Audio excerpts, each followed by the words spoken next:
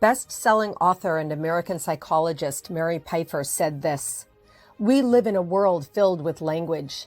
Language imparts identity, meaning, and perspective to our human community. Writers are either polluters or part of the cleanup team. Just as the language of power and greed has the potential to destroy us, the language of reason and empathy has the power to save us. Writers can inspire a kinder, fairer, more beautiful world, or invite selfishness, stereotyping, and violence. Writers can unite people or divide them." In this Bookshow podcast, host, confidence coach Susan Axelrod asks women authors a simple question: which kind of writer are you? She invites each guest to step into the confidence zone to proclaim how her book can inspire. If you are seeking inspiration to create your legacy, take out your pen and pad. Your book, My Time, starts now.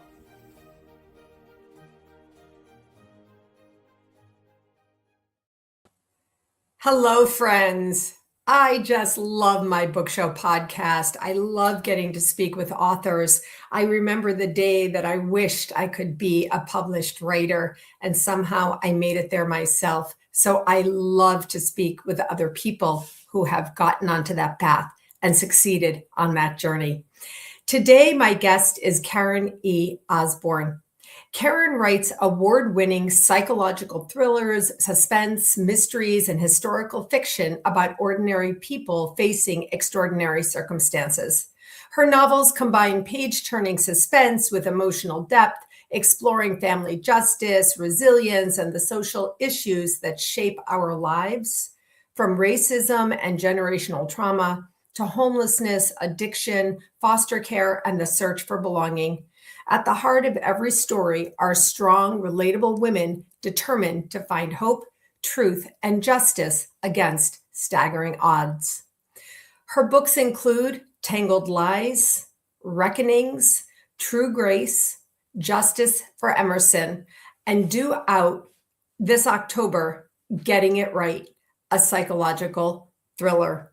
Karen has been a finalist or an award winner for all of her books, but to me, she'll always be a boss. In the day, decades ago, Karen Osborne was my boss's boss. But today, somehow, we're both published writers, and I am absolutely delighted to say, hello, Karen. Great to see you. I'm so delighted to be here, and thank you so much for inviting me. Well, Karen, we started tracking each other on social media, on LinkedIn, and I thought it was really extraordinary that we had both turned into writers. I, of course, write, nonfiction, and you write these amazing novels. And I did want to ask you, after your long and storied career as a fundraiser, how did you get into writing and actually publishing your books? Because I know this is of great interest to so many people. I was still working.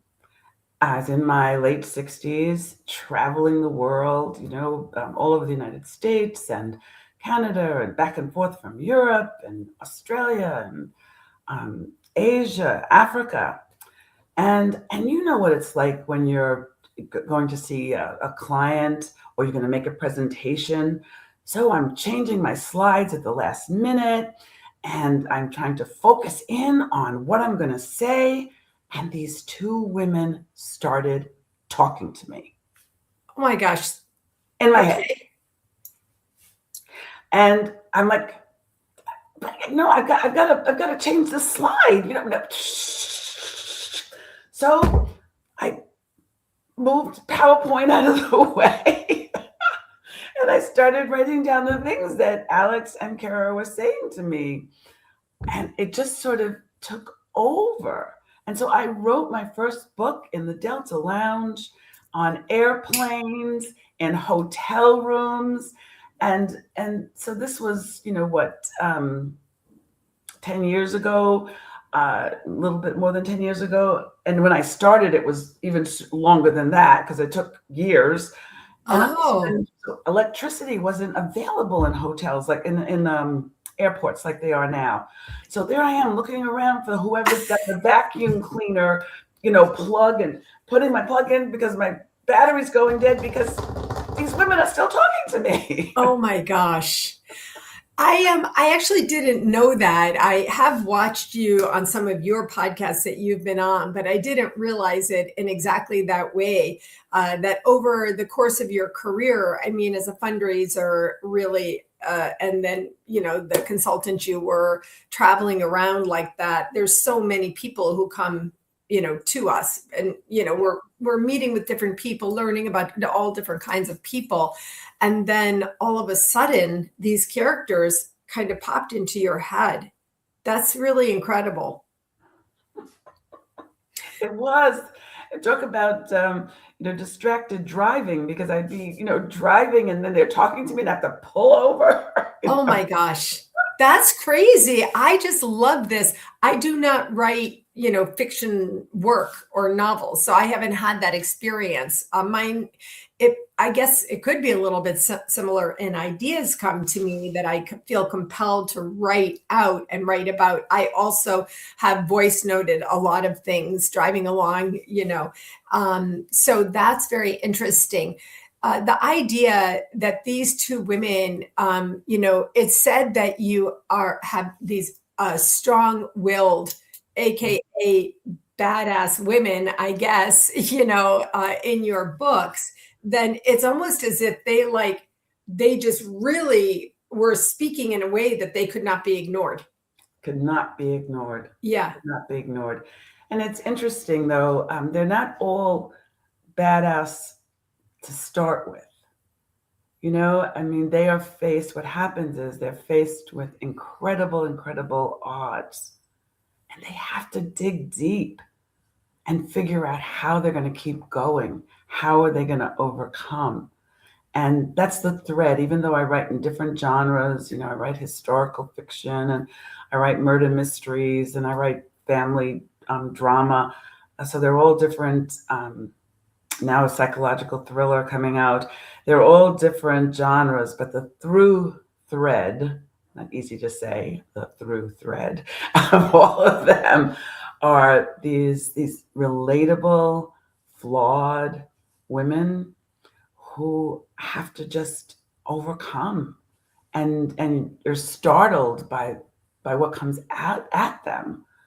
Just things that I remember when I was writing Reckonings, and I had a developmental editor that I was getting help with, helping me miss, like, where there's a hole in the plot, and just telling you all the things that you're doing wrong is basically, you're paying somebody to tell you all the things you're doing wrong. Yeah. And he said to me, I don't know how to say this to you, Karen, because I know you feel like Roxy is facing terror, but you're not giving her a hard enough time. You got to pile more crap on her, because oh my gosh. No, she's doing the best she can. Oh my gosh. So I went back and I asked Roxy what she needed. What else could we put into this story? My characters talk to me all the time, and they take me to places that I hadn't intended. I don't know if you've ever heard the expression pantser versus plotter. What was the first word? Pantser. Oh, pantser. No, I haven't. So writers of fiction fall into three kind of categories. Oh, okay. So a pantser is someone who doesn't know what the plot is.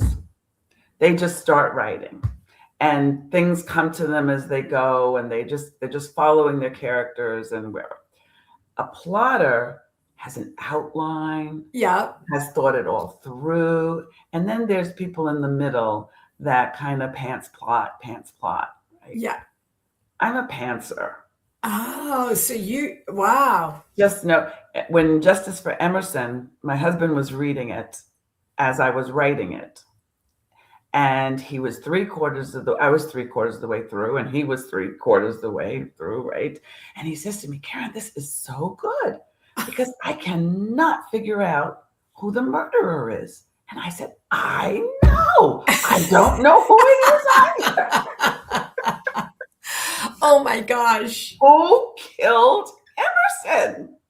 Oh my gosh. That's really interesting. I'm really not familiar. Mostly I'm in the world of nonfiction. So I love this. I love everything about this.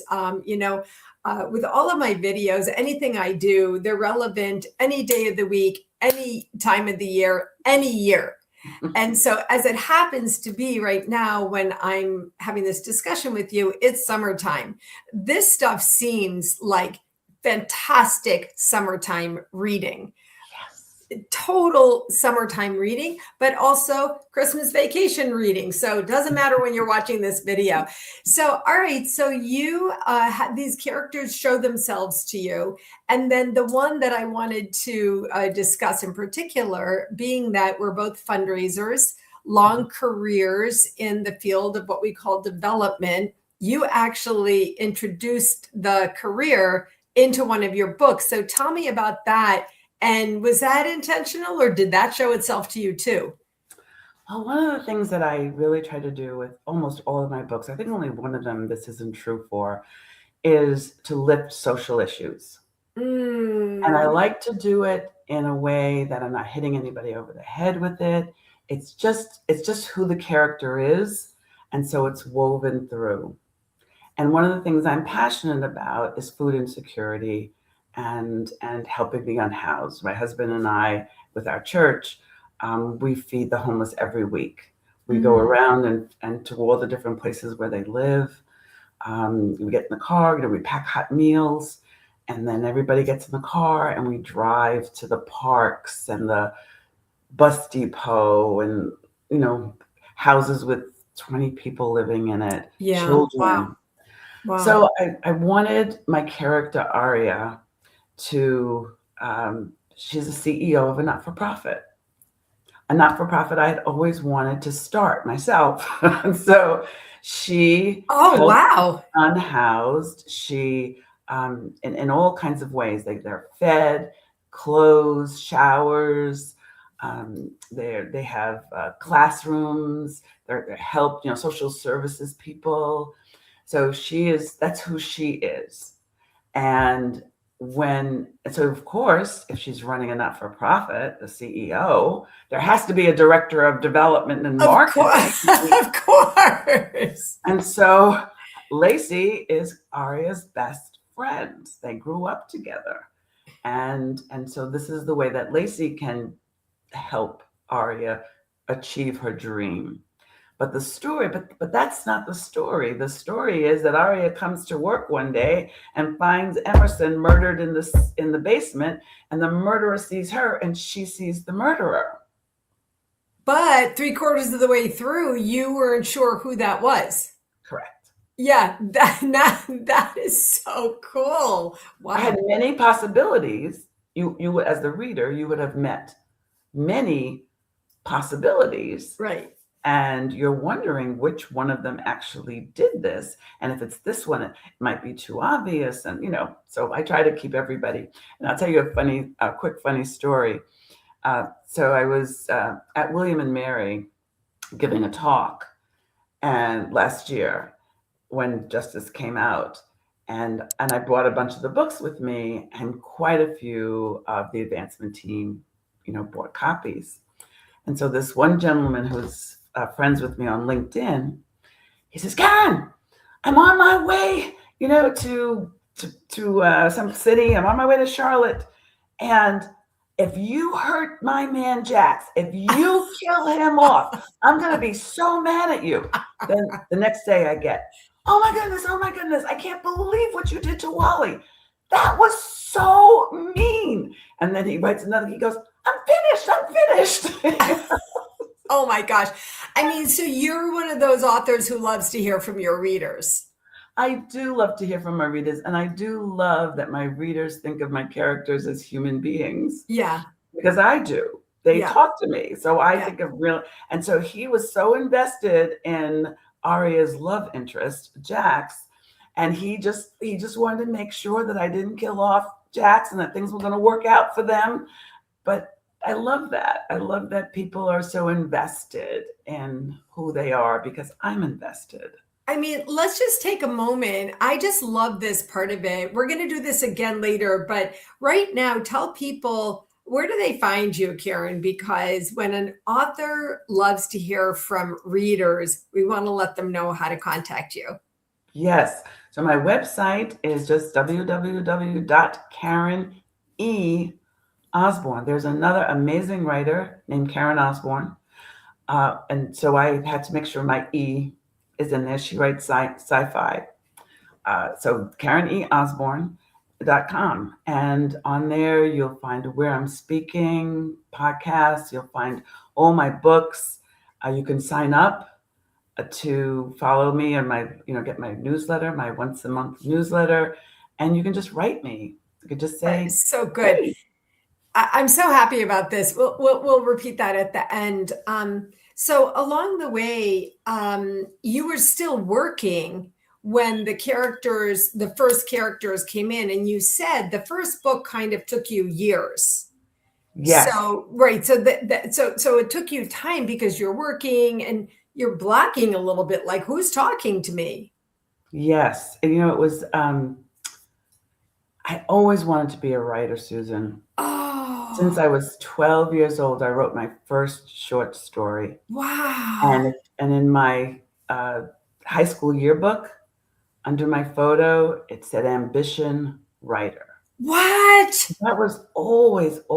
And in my youth, I would write poems and I'd write bad poetry, and I'd write short stories, but I never ever thought I could write a novel. And writing the first one. So I have to say that the first one is also the sixth one, and we'll come back to that in a minute. Okay. But writing the first one, I remember being about 30,000 words in, and a marketable novel is 70 to 90,000 words. Okay. And I'm 30,000 words in, and I think, I don't know what else to put in the book. I feel like I'm done.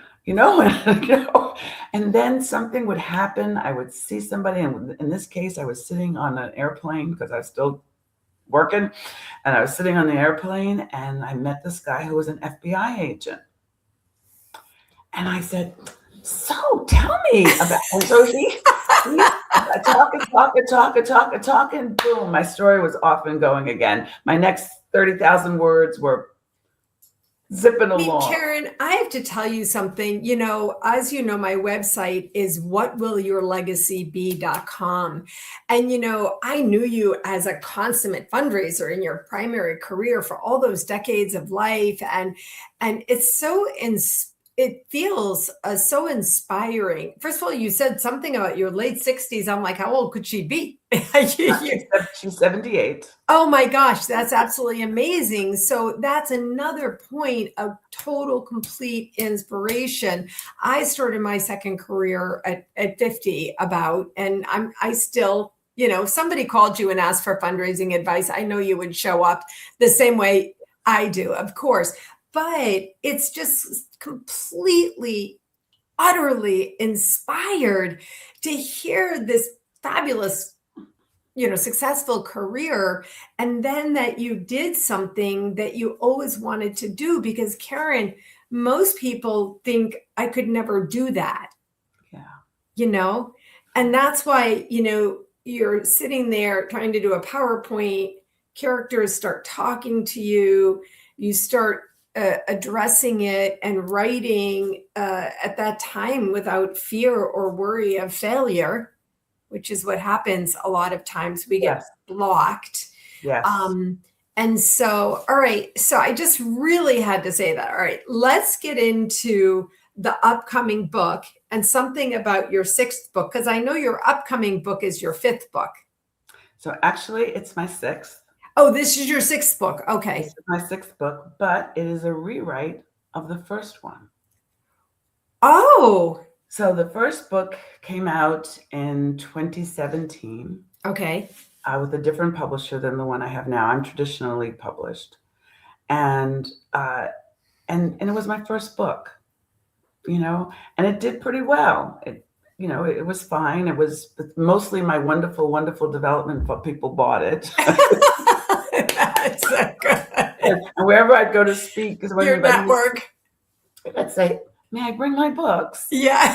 Say, yes, of course, Karen. And so that was fabulous. People bought my books. But then Kara and Alex started talking to me. Now it's years later, right? It's Mm. several books later, right? So the first one was called Getting It Right. And then Tangled Lies came out, and then Reckonings came out, True Grace, Justice for Emerson. And oh, you're right. It's only 5 books. Yeah, it feels like 6. That's Because what I'm writing my 6th book right now. That's why right. it felt like 6. Yeah. Okay. Right. So anyway, they all came out, and Kara and Alex started talking to me again. But about what happened after the first book. Oh my God, this is ridiculous. And it's a thriller, and it's a romance, and it's so I went to my publisher and I said, I had the sequel in my head, and I want to write it, and would you be interested? And he said, not if I can't have the first book. You can't So I went back to my first publisher, who I stayed friends with all these years and had good relationship with. He gave me my rights back to my book. Oh, okay. And so then when I started writing it again, of course I'm a different writer. Yeah, of And course. Kara and Alex have evolved. And what's going on in the new book has to be seated in the first book. Oh my gosh. So this is, and for so many of my followers, they never even read the first book because they met me on book 2 or they met me on book 3. So Right. anyway, this is my beautiful new cover. That is gorgeous. And those Getting are it the 2 right. half-sisters, Kara and Alex. Alex is white, grew up in dysfunctional privilege, and Kara is mixed race and grew up in poverty and in foster care. Mm. And the book opens on the eve of the death of the father, their white father. He calls Alex to his bedside and says, "You need to find the child I abandoned." Oh. And Alex was not thrilled. That was the first time she knew about it? What? What? Yeah. And she's my age? The same age. Yeah. And then her aunt tells her, and she's black. Like, what? What? Poor Alex. So the story is their stories and how they come together and all that happens. Lots of surprises, lots of tears, lots of excitement. And now, so this comes out in October, and then next year, the sequel comes out. Oh, so that's why you're really into it's like 2 things happening at the same time. Yes. Yeah. Which makes a writer like crazy. I know.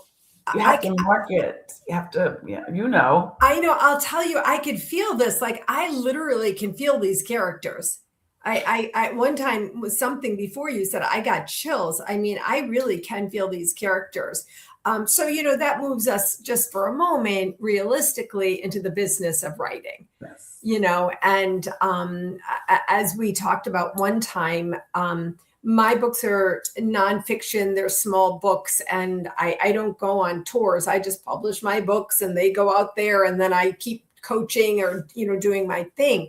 But the business of writing that you're in, I do feel like having your readers, like these stories that you're sharing, your readers will love to know.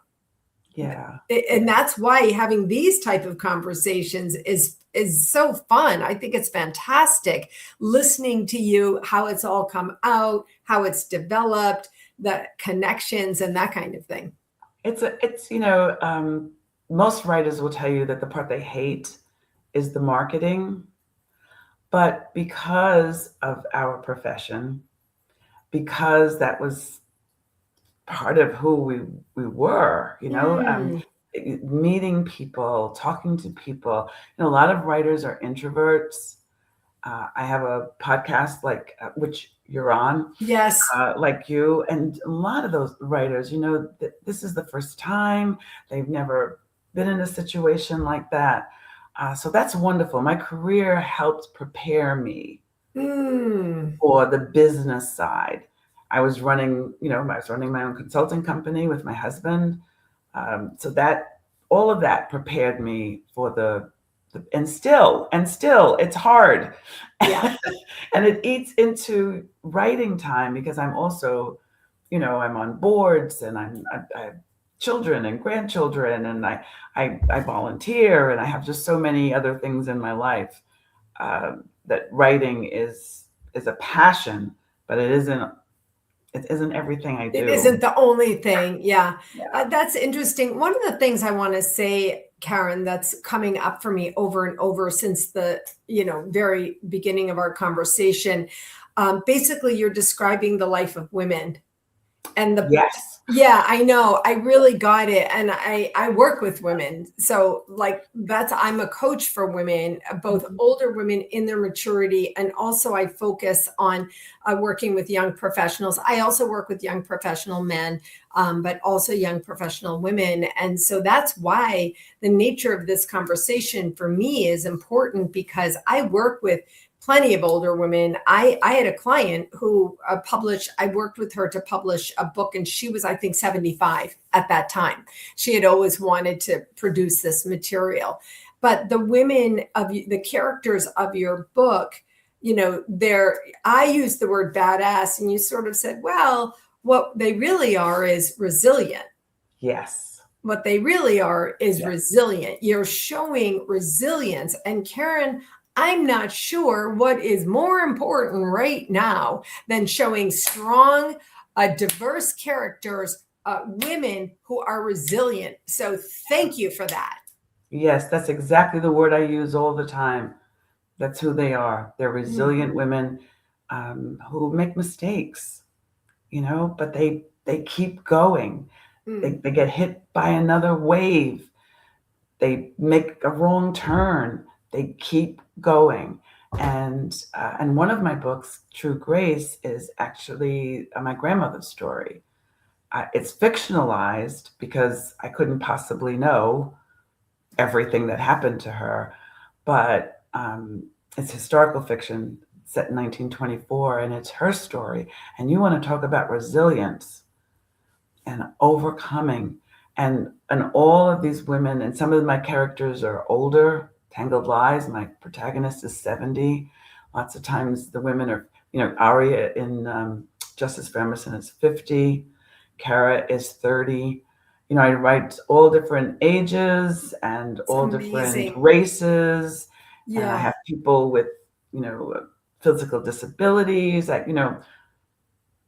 Every kind of person shows up in my books. That is so beautiful. Okay, Yeah. so first of all, we just have another minute or two, but I just want to say, can we please do this again when the next book is coming out? Like, I Absolutely. really want to do this again. I really want to talk to you, and I might talk to you about this offline. See if we can have a conversation, about the need for resilience in women. Of all the things, maybe in my platform called In the Confidence Zone, because I think that this is so needed today. Because you said the women get it wrong, the women make mistakes. And I know also, in addition to women getting it wrong because they're human, things are done to them. Yes. And so Oh, then yes. things go off, veer in all ways because things happen to them. Things happen to them. Things happen to every one of my characters. Misogyny, racism, every kind of poor Grace, True Grace. This was 1924.